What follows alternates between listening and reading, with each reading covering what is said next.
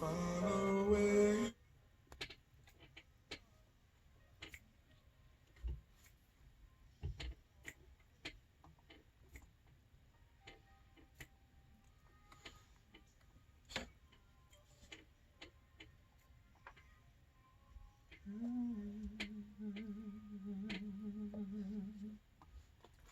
I'm wishing on a star to follow where you are. I'm wishing on a dream to follow what it means. You can send your money to the Will Downing Fund. P.O. Box. Please do. GoFundMe account.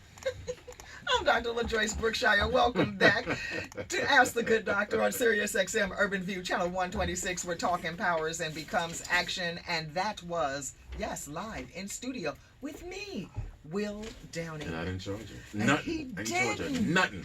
I'm going to take you. We're going to go out and have some meat later. No. No, we're going to do that. I'm not vegetarian, but no nondescript meat. No nondescript, just meat. I have to be able to name my stuff. Meat. No. Fool around and get some coon. Well. No, true story. My husband, we went to the family get down one Thanksgiving, and the coon was spread out in the casserole dish, like face down. And I was like, "Yo, Gus." He was like, "Yeah." And Where are they from? Mississippi. Oh. And they do the soaking it in the Pepsi and the whole thing. I was like, "Yeah, no. Wow. Yeah. No. So when you talking about just not now. Wow. Yeah. Thanksgiving at your house this year. Man. All right. Yes. Smart. Yes. So as we were discussing about the industry, the record industry specifically, and you don't want people to know that you're aging. You don't want people to know that you're sick and ill. I think that's a sickness within a business. A whole line of industry people who have that ideology that I can't be sick. I can't let people see me weak. I can't, all of those things like that. And I think that people end up working themselves to death. Oh, absolutely. I worked with a man, though, and your lovely promotion lady, Valerie, it's interesting because we worked together with a man at Hush Productions, Bill Hickman. Ooh. Remember that name? No, I don't remember Bill, but you said Hush. Hush. Made me jump. That right. Hush Productions. Melba Moore, that's right. Yes, Huggins. Charles, the Huggins crew. There we go. Yeah. And it's interesting because Valerie and I know each other from a long time ago. We actually shared one job. Wow. We that sounds like a Jamaican line. I my sister. I was like, listen, I got Monday, Wednesday, Friday this week with you. You got Tuesday and Thursday for me? She was like, yeah, next week I got Monday. I was like, bet. We were working all over the place, but that's that New York that's that New York City grind. But I'll never forget Bill Hickman just shaking his arm one day. And I said, Bill, what's up? He said, my arm is asleep. I said, do you know that's a sign of a heart attack? And he said, I'm just fine. I said, when was the last time you had a physical? And he said, high school, after I graduated from high school, when I went to the Air Force. Wow. I said, dude, how long ago was that? He said, I am in perfect condition. You know how I know? I said, no. He said, this shit'll kill you. Talking about the industry. Wow. That's what he said. I was like, ah! And I thought about that, and I was like, you know what this industry is survival of the fittest. Yeah. If you are not in tip-top shape, it will kill you. Absolutely. And so when you were looking up in that hospital bed, looking up at the ceiling, I always say, I've also become a hospital chaplain. Oh, okay. Okay. And I always say, when I find people looking up, I say, I'm going to write a book. And the name of it is going to be, God said, don't make me make you look up at me. Yeah. Well, that was my case. That life review. What was it like? What was it like for you? Interesting. I mean, you end up apologizing for a whole lot of things that you said and you've done, and then you make a whole lot of promises. This ain't the hey God, if you get me off this toilet because I drank too much last night, then we all right.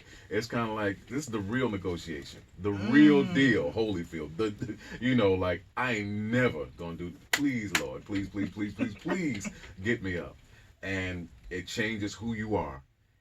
If in fact you are one of the fortunate ones to be able to come back. So I will never be the person that I was before. How about it? Prior to that, never, ever again. This was life changing. without a doubt. I was in a hospital and in a wheelchair for a year plus. So yeah, that's humbling when you can't walk and you That's can't do right. anything for yourself, and That's right. so yeah, it changes who you are. It'll change your output on life. Absolutely. When things got hard, what did you reach for? I was already talking to God, and thank God I was surrounded by good family and great friends. Mm-hmm. You know, it the words that you say when you get married really Oh, came into play yeah. when I got that kind of sick. I'd never been Yes. that kind of sick before. Yeah. So through sickness and health and all that stuff really started to matter. It made a difference. Mm-hmm. Someone has to come in and wash you every day. Come on. Someone has to wipe your behind every day. Someone has to literally pick you up and move you from a wheelchair to your hospital bed. Mm-hmm. To do anything, you need the aid of someone. And if you don't marry the right person or be with the right person that's willing to sacrifice that kind of time in their life for you, then you're screwed. Ooh. That truer words were never spoken. Yeah, I mean, I lived it. So, You lived it. yeah. Fortunately for you, you have a good helpmate. Yeah, yeah, And her name is Audrey Wheeler. yeah. I love her. I don't like her sometimes, but I love her. Tell them about Audrey. Tell them who she is. Well, she is an incredible vocalist, Woo! probably the most talented person in our household, without a doubt. She's been a solo artist in her own right. She works with Chaka Khan to this day. She was best known for being one of Luther's background singers. Right? She works with everyone. Yes. She worked with everyone. So yeah, She sure has worked Yeah, with everyone. absolutely. How did you two meet? singing background, singing. Yeah. She came to sing with you? No, we were actually back in the day before I became a solo artist. I used to be a background vocalist, so I was a singer for hire. So we were doing, I think, a Jennifer Holiday album.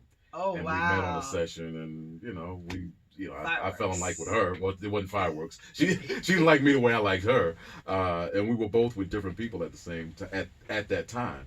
But then we just started seeing each other more and more on sessions and working, and then we just kind of got to know each other better, and whatever relationship she was in fell apart. Whatever relationship I was in sort of dissipated, and we hooked up. How I about just that? summed up my life in about 40 seconds. Soundbite.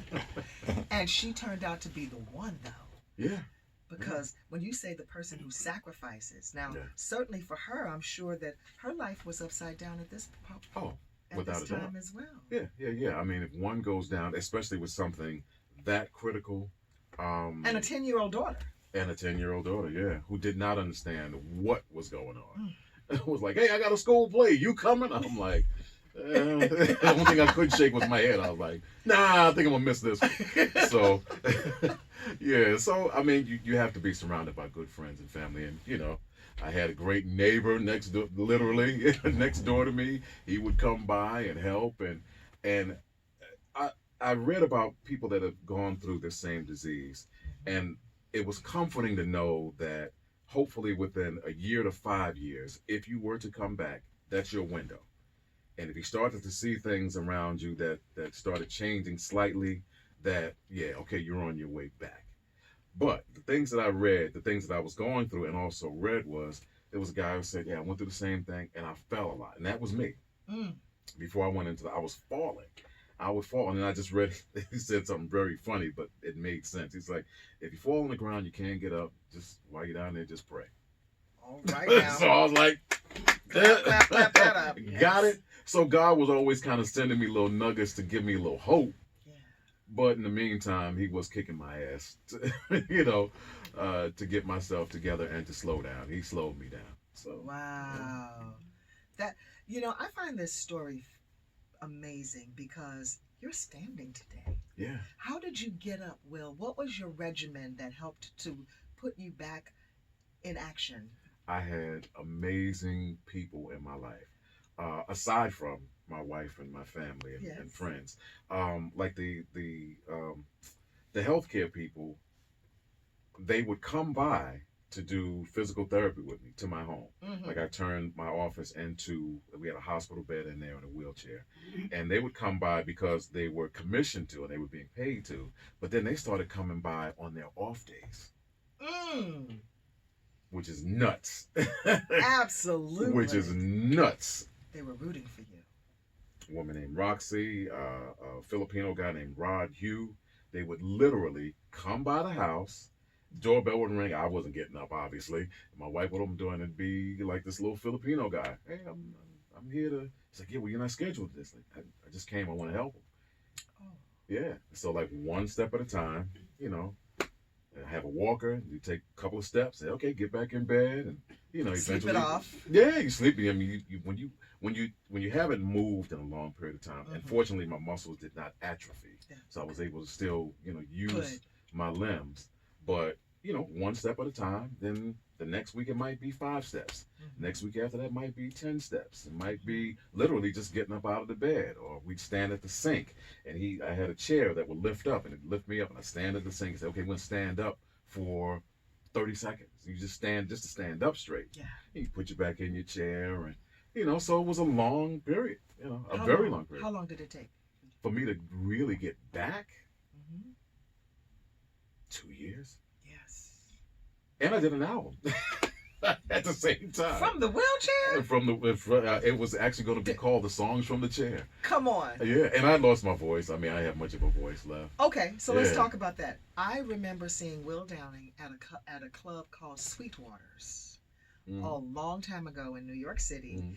and it was an industry event. Vaughn Harper was the host. Ooh, Vaughn, the late great Vaughn. Oh my Harper. gosh. Yeah. And Will sang every single hit until he lost his voice. Vaughn was like, okay, well, okay, no more. He was like, no, I can do one more. Vaughn was like, no, don't. I was like, this man is so committed. He stood there and sang until he lost his voice. He didn't say, I think my voice is going out. And then when the band played, and the live band could be, and when the band played, and it just gave you wings. Yeah. Yes, and even though you were losing your voice, if we would have said one more, Will, one more, you'd have get. I'd have done it. And I I'd have thought, done wow, it. what great commitment! That was some show. Well, I told you I ain't good looking and smart like you. That's my only option. So. Well, listen, you threw that down that night. So when you Thank say you. you were losing your voice and you did it from a chair. Yeah, nuts. Absolute. Thank God for technology and thank God for good friends. And wait a minute, but your voice wasn't affected. Oh no, my voice Oh, was that's affected. Oh, it was. Oh, absolutely. If you listen to this one album, it's an album called After Tonight. There are 3 songs on the album that sound like what you consistently hear from me. Okay. And then I got sick. And then there's about 6 or 7 other cuts on the album, and they sound like, okay, who's that? What? And we did the best job that we could Frankenstein in this thing together. I would do a line a day or something, a vocal line, lyrics line a day. Thank you. For my old drug heads out there.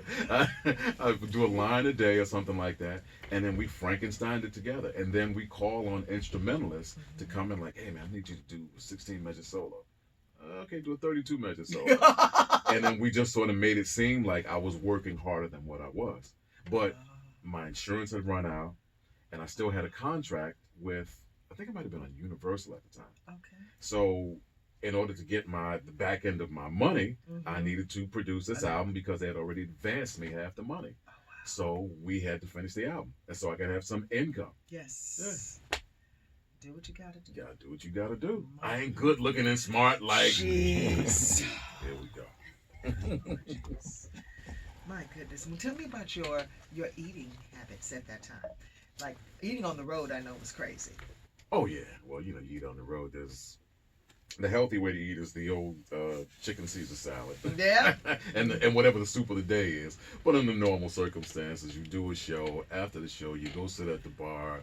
You get chicken wings. You get you this. You get you that. You drink. You know, you don't get any rest. You do It's everything all that you ain't that. supposed to do. Let's stop right here. Yeah. Yep. That is a recipe for disaster and the introduction of all disease. That up all night, Yeah.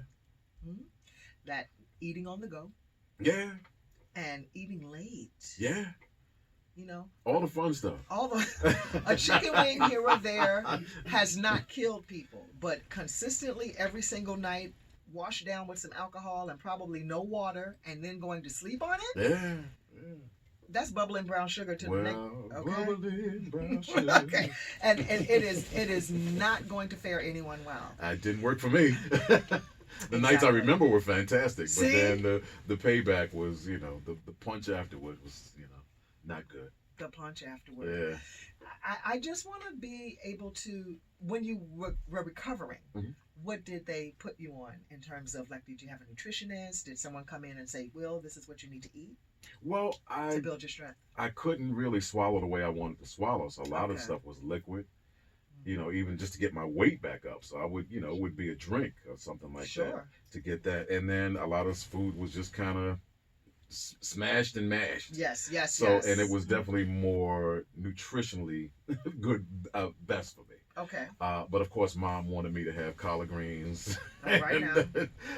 But the way we make collard greens, and so that didn't do too well for me. And I was a soda drinker back then, so the sodas were, had to stop all of that fun stuff. I literally did. When I say everything wrong, I did everything wrong.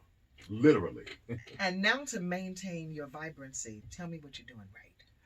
I eat a lot better. I definitely do not work as hard as I used to, not because I can't. I work all the time. We worked this weekend. We had Gladys Night this past weekend. Oh. Yeah. So, and I've got dates, booked into 2020. But I'm very selective. Normally I try not to do 3 in a row. I do Please 2 don't. in a row, and Yes. then we chill, and I live my life a lot more. Good. And I enjoy what life has to offer. I mean, yes, there's plenty of money out there to be made, but I spend more time with my kids. I do things for myself. Good. I do things Self-care. with the family, and I live a balanced life. What is your self-care model look like? My self-care model is be me. Enjoy yourself. I have mantras that I say that really matter to this day. I used to hear all these old sayings from people say, tomorrow's not promised, life is short, da da da da da. And I sit there and shrug my shoulders, yeah, whatever. But then when you got hit with it, then all that stuff really starts to make sense. All those old sayings that you heard, they make sense when you go down. So all of those things, I live my life like it is my last day. So if I were to go right now, trust me, I ain't got no problem with it. None. Yes. Nada, zilch. And no regrets. No regrets, none. Okay. I'm good. And what about when you look back at this business? Overall, has it been good to you? I mean, I'm still here doing it. Yeah. So it's been good. It's hard to break old habits.